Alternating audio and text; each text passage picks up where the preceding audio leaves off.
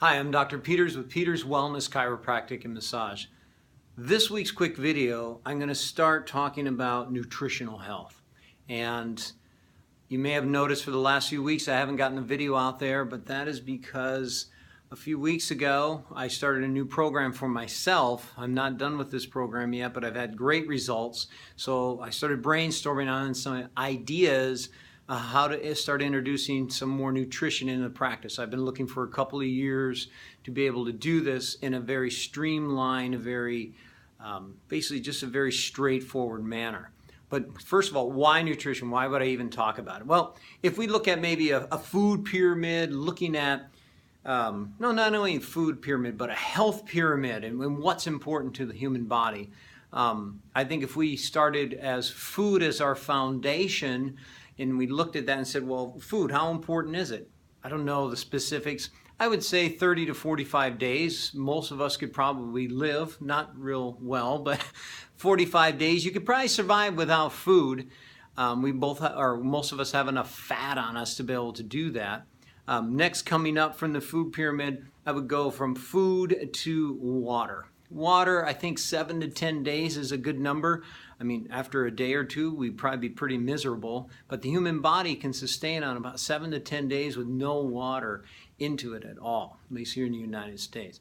Coming up from there, oxygen. We can probably only survive a couple, 2-3 minutes without oxygen.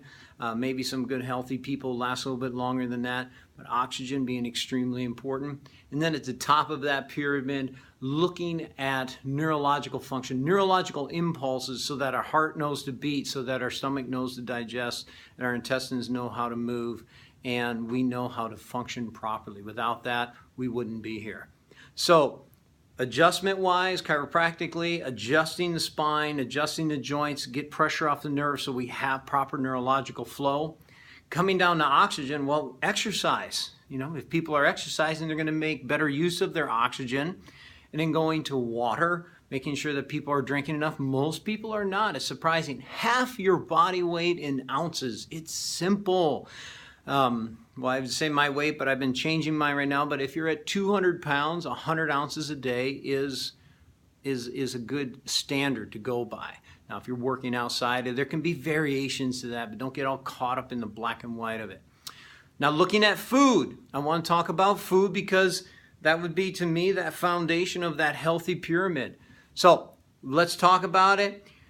And looking at the food, people are coming into me because of joint pain. They're coming in because of muscle pain, muscle weakness, fatigue. I'm exhausted. I work 12 hours a day. I drive in my car for 3 hours a day.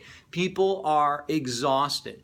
So if you think about a car, if you're not putting in good fuel, you're not going to get a good return when you turn that key and try to move. People are then getting into high blood pressure and high cholesterol, or at least they're borderline. Digestive issues, constipation, diarrhea, colitis, all these different things going on that I see coming through my doors, and I want to be able to help them now at a more foundational level to help people come out of these issues and have a healthier, happier life. So, just before I get into more of the things on some of the next videos, starting off with what kind of things do we want to stay away from? And I started a short list. This isn't everything, but I think it's a good start.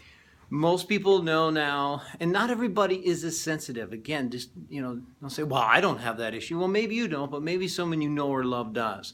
So looking at it overall, we all hear about gluten. We hear about soy. These are a couple of things you want to stay away from. We want to stay away from. Now, I grew up on a dairy farm, but typically there's a big talk about dairy being an issue, a negative issue. People say, well, you get calcium and all these things from that. But dairy is something that people have a lot of sensitivity to. Maybe you're not one of them, but you should still be aware that it's there, okay?